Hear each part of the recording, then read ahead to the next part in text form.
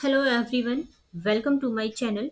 तो आज हम करने वाले हैं एसएससी सीएचएसएल का जो 24 नवंबर 2025 के शिफ्ट में आया हुआ कॉम्प्रिहेंशन है ना, उसको आज हम करेंगे। ठीक है, तो देखो स्टार्ट कर लेते हैं आज के कॉम्प्रिहेंशन को। और साथ में सबसे पहले एक से दो लाइन पढ़ेंगे, मतलब कि जहां तक फुल स्टॉप नहीं है ना वहां तक पढ़ेंगे, ताकि हमें एक ओवरव्यू मिल जाए कि हमारा जो पैसेज है किस बारे में है। ठीक है, तो देखो स्टार्ट करते हैं। Plastic surgery has become increasingly common in recent years, with millions of people opting for cosmetic procedures to enhance their physical appearances. अब देखो इतना पढ़ के हमें ये पता चला है कि जो हमारा पैसेज है वो प्लास्टिक सर्जरी के बारे में है। और यहाँ पे रिसेंट के टाइम में, हाल फिलहाल के समय में ना, जो प्लास्टिक सर्जरी है ना, ये बहुत ही ज़्यादा बढ़ गया है। ठीक है, कॉमन हो गया है यानी कि। अब देखो प्लास्टिक सर्जरी ये ना बहुत ही ज़्यादा कॉमन हो गया है हाल फिलहाल के सालों में, रिसेंट ईयर्स में। ठीक है, और यहाँ पे मिलियंस ऑफ पीपल है जो कि इस कॉस्मेटिक प्रोसीजर्स को करवा रहे हैं। क्यों करवा रहे हैं? क्यों? ताकि वो अपना फिजिकल जो अपीयरेंस है ना उसको एनहेंस कर सके, यानी कि उसको और ज़्यादा सुंदर बना सके। देखो एनहेंस का मतलब होता है किसी भी चीज़ को पहले से बेहतर बनाना, इम्प्रूव करना, या पहले से ज़्यादा सुंदर बनाना। ठीक है, तो लोग प्लास्टिक सर्जरी का यूज़ कर रहे हैं ताकि वो उनका जो फिजिकल अपीयरेंस है ना वो ज़्यादा सुंदर बन सके। ठीक है, और बहुत से लोग हैं ऐसे। ठीक है, while advancement in medical technology have made surgeries safer and more accessible, there are still significant risks associated with altering one's body artificially. अब देखो देखा जाए ना, जो इतने सारे जो एडवांसमेंट आए हैं मेडिकल टेक्नोलॉजी के फील्ड में, अब यहाँ पे क्या हो रहा है कि इसने क्या किया, मेडिकल टेक्नोलॉजी ने सर्जरी को ना बहुत ही सेफ बना दिया है और मोर एक्सेसिबल बना दिया है। मतलब कि सेफ भी है और साथ में यहाँ तक पहुँच भी आसान है। मतलब आज के टाइम में प्लास्टिक सर्जरी कोई बहुत बड़ी बात नहीं है। ठीक है, तो आप देखो प्लास्टिक सर्जरी की एक अच्छी बात की गई है यहाँ पे कि सेफ है और एक्सेसिबल है, बट इसके कुछ रिस्क भी बताए गए हैं। ठीक है, अब देखो रिस्क क्या है कि होता क्या है कि ये किसी की बॉडी को आर्टिफिशियली चेंज तो कर देती है। ठीक है, बट हर चीज का देखो एक लिमिट होता है। ठीक है, इसके कुछ रिस्क भी है। चीजों को हमने चेंज तो कर ली है, बट इसके कुछ रिस्क भी है। ठीक है, तो एक तरह से हमने देखा कि हमने यहाँ पे क्या पढ़ा, एक पॉजिटिव और एक नेगेटिव इफेक्ट पढ़ लिया कि अच्छा है प्लास्टिक सर्जरी, बट दूसरा है कि इसके कुछ रिस्क भी है। हर चीज के देखो फायदे और नुकसान होते हैं, है ना।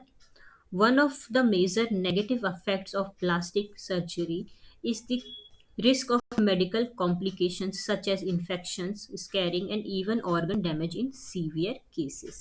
अब देखो यहाँ पे कुछ नेगेटिव इफेक्ट्स बताए गए हैं प्लास्टिक सर्जरी के। ठीक है, अब जैसे कि कुछ यहाँ पे एग्जांपल्स दिए गए हैं, जैसे कि प्लास्टिक सर्जरी करवाते हैं तो इन्फेक्शंस हो सकता है हमें। ठीक है, स्कैरिंग हो सकता है। स्कैरिंग मतलब हमारे चेहरे पर या हम जिस भी चीज़ की प्लास्टिक सर्जरी करवा रहे हैं वहाँ पे स्कार्स के दाग आ सकते हैं। ठीक है, लंबे समय तक ये दाग रह सकते हैं। ठीक है, और कई बार ना सीवियर केसेस ऐसे होते हैं जिसमें कि हमारे जो ऑर्गन है ना वो डैमेज हो जाते हैं। मतलब जिस भी पर्टिकुलर पर्टिकुलर ऑर्गन की हमने प्लास्टिक सर्जरी करवाई है ना, तो कई बार वो डैमेज हो जाते हैं।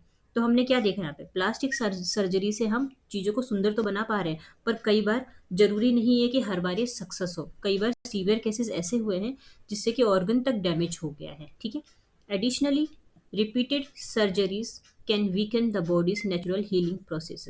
हाँ, देखा जाए तो ज़्यादा अगर हम प्लास्टिक सर्जरी करवाते रहते हैं, रिपीटेड सर्जरी हम करवाते ही जा रहे हैं, तो क्या होता है कि ये जो बॉडी है ना, हमारी बॉडी बॉडी का जो नेचुरल हीलिंग प्रोसेस है ना, इसको ये कमज़ोर कर देती है। बॉडी अपने आप को हील ही नहीं कर पाती क्योंकि उसको टाइम ही नहीं मिल पाता बॉडी को, क्योंकि हम रिपीटेडली सर्जरीज करवा रहे हैं। तो यानी कि ज़्यादा सर्जरी वगैरह भी करवाना बहुत ही बेकार होता है हमारे लिए। ठीक है, आई होप इतना समझ में आया होगा। आगे चले। अच्छा देखो, मैंने बहुत अच्छा एग्जाम्पल आपके लिए लगाया है ताकि आप इसको देख के समझ पाए। देखो प्लास्टिक सर्जरी के फ़ायदे नुकसान हम पढ़ रहे हैं ना, तो आप यहाँ पे आप देखेंगे इसको क्या फ़ायदा हुआ कि इसने अपने आप को अच्छा बना लिया। ठीक है, आप देख सकते हैं फ़ोटो। ठीक है, अब इसका देखो कितना नुकसान हो गया। ये पहले ऐसी थी देखने में और अब ये ऐसी हो गई देखने में, है ना। तो प्लास्टिक सर्जरी ने से क्या हुआ, इसको तो नुकसान हो गया। तो हर किसी के बॉडी पे ज़रूरी नहीं है कि ये वैसा इफेक्ट करे। ठीक है, तो देखो फ़ायदे और नुकसान। ठीक है, ये है नुकसान, ये है फ़ायदे। ठीक है, चलो नेक्स्ट पे चलते हैं।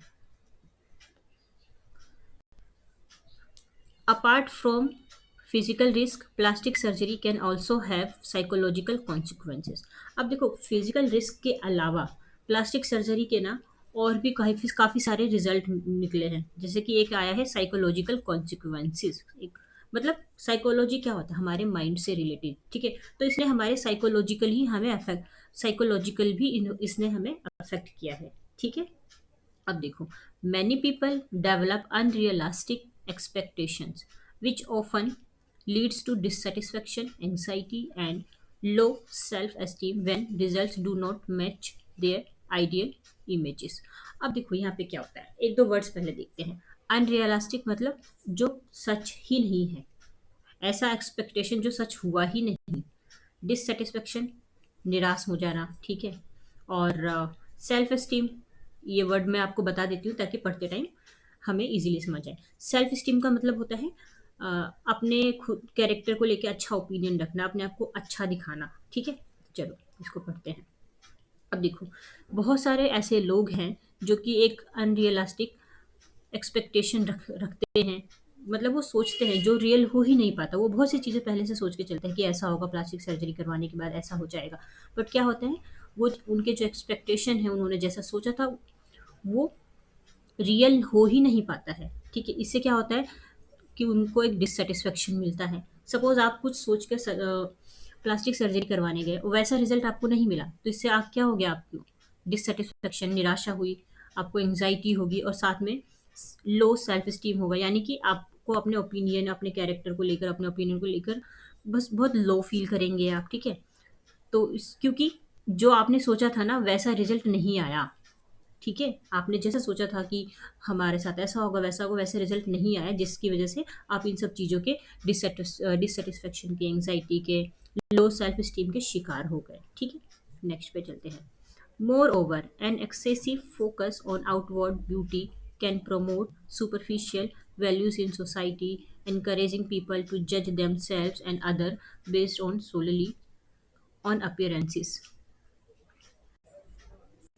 अब देखो यहाँ पे क्या बात हुई है कि हम जो एक्सेसिव फोकस करते हैं अपने आउटवर्ड ब्यूटी को लेकर, ठीक है, इससे क्या हो सकता है कि एक सुपरफिशियल वैल्यूज़ हो सकती है हमारी सोसाइटी में।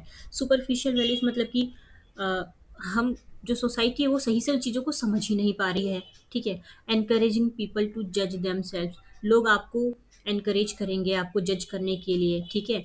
आपके पूरी तरह से आपके अपीयरेंसेस को लेके। यानी कि देखो, पहले आप कैसे दिख रहे थे, अगर आप प्लास्टिक सर्जरी करवाते हैं जैसे कि, ठीक है, आप पहले और वो उसका इफेक्ट आपकी बॉडी पे अच्छा नहीं रहा, ठीक है। तो क्या होगा कि पहले आप अच्छे दिख रहे थे, नॉर्मल से आप दिख रहे थे, प्लास्टिक सर्जरी के बाद आप अच्छे नहीं दिखे, तो उसका एक इफेक्ट पड़ता है लोगों के ऊपर, ठीक है। लोग आपको वैसी नज़र से देखते हैं, वैसा सोचते हैं। In the long run this obsession में डैमेज मेंटल हेल्थ। अब क्या होता है, ये लंबे टाइम तक रहता है ना, तो ये जो ऑब्सेशन है आपको ना बिल्कुल आपके मेंटल हेल्थ को डैमेज कर देता है। पूरी तरह से आप डैमेज हो जाते हैं, ठीक है। और आपका जो सेल्फ कॉन्फिडेंस है ना, ये भी क्या होता है, धीरे धीरे खत्म हो जाता है, कम होता जाता है। इरोड, इरोड का मतलब होता है कोई भी चीज़ धीरे धीरे खत्म होना, डिस्ट्रॉय होना। तो आपका जो सेल्फ कॉन्फिडेंस है वो क्या हो रहा है, धीरे धीरे खत्म सा हो जा रहा है। Therefore it is important to weigh the risk and benefits before choosing to undergo cosmetic surgery. इसलिए ये बहुत ज़रूरी है कि अगर आप किसी भी कॉस्मेटिक सर्जरी को चूज़ करने जा रहे हैं तो उससे पहले ना आप इसके बेनिफिट जान लीजिए, आप इसके रिस्क जान लीजिए, ठीक है। और पता लगा लीजिए कि आपको मतलब ये चीज़ें ठीक रहेगी कि नहीं ठीक रहेगी। यानी कि कोई चीज़ करने से पहले आप इसके हर चीज़, हर पहलू को अच्छे से देखें, ताकि आपको बाद में इतना सोचना ना पड़े, ठीक है। क्योंकि हमें नहीं पता है कि किसी चीज़ का रिजल्ट हमारे ऊपर क्या होगा। अगर हम इसके बारे में पहले से पढ़ लेंगे तो हम थोड़ा सा समझदार बन पाएंगे, ठीक है। तो चलो नेक्स्ट पे चले। अच्छा, पैसेज देखो खत्म हो गया है। आ जाते हैं क्वेश्चन आंसर की side. Which of the following conjunction is not used in the passage? कौन सा कंजंक्शन पैसेज में यूज नहीं हुआ है? हम्म, ये तो आंसर नहीं हो सकता क्योंकि एंड तो, एंड के बिना तो कोई पैसेज ही नहीं हो सकता। वाइल आया है क्या? हाँ, वाइल तो आया हुआ हमारे पैसेज में, तो ये भी आंसर नहीं हो सकता। अपार्ट फ्रॉम देखो पैसेज को पढ़ें एक बार, पीछे जाएं। मुझे ऐसा लग रहा है कि इसका आंसर बिकॉज होगा, क्योंकि बिकॉज वर्ड हमने पैसेज में कहीं नहीं देखा। चलो ये वाइल एंड अपार्ट, ये दो वर्ड तो हम ढूंढ ही लेते हैं ताकि हमें पता चल जाए, है ना। दो वर्ड आते हैं ढूंढ। अच्छा, अपार्ट वर्ड तो यही रहा, अपार्ट वर्ड रहा ये। ठीक है, अब वाइल वर्ड कहाँ देखा था हमने, कुछ पढ़ा था ना हमने वाइल करके। हाँ, वाइल वर्ड भी मिल गया हमें, देखो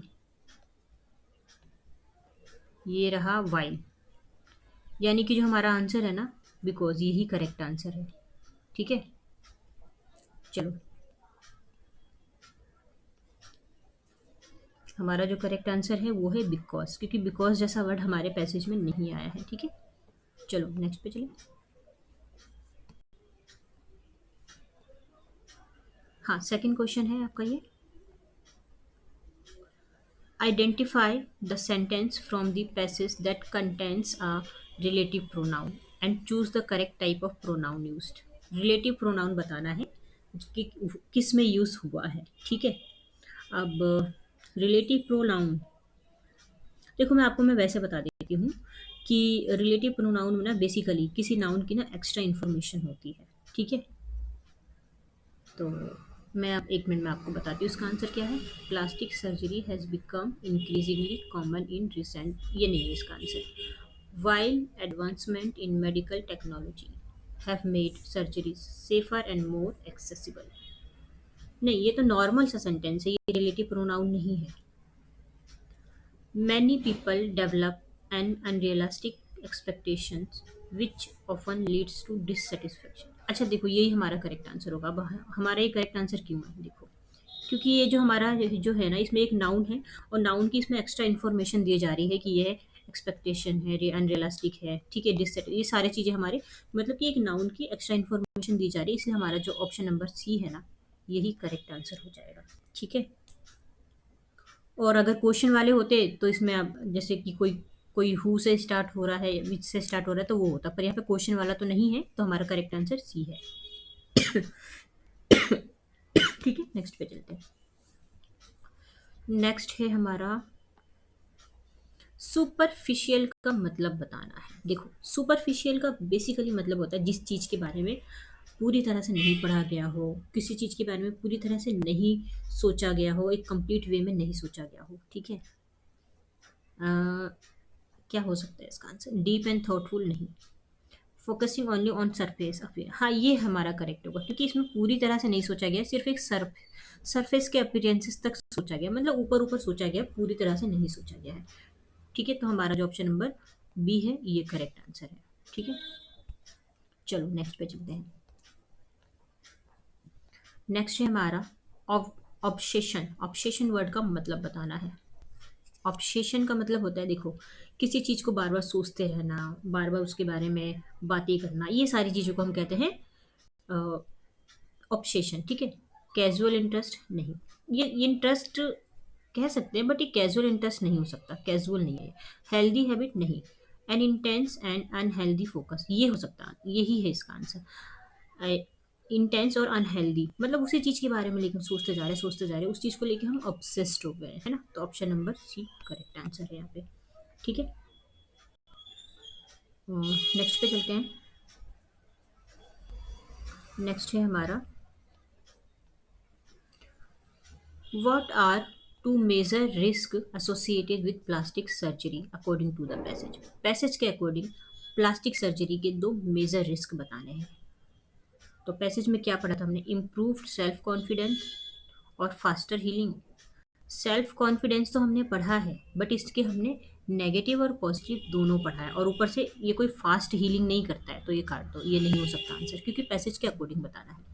increase social approval and career growth, career growth होता है, बट क्या पैसेज में इसके बारे में बताया गया है, बिल्कुल नहीं। चलो नेक्स्ट पे चलते हैं फिर।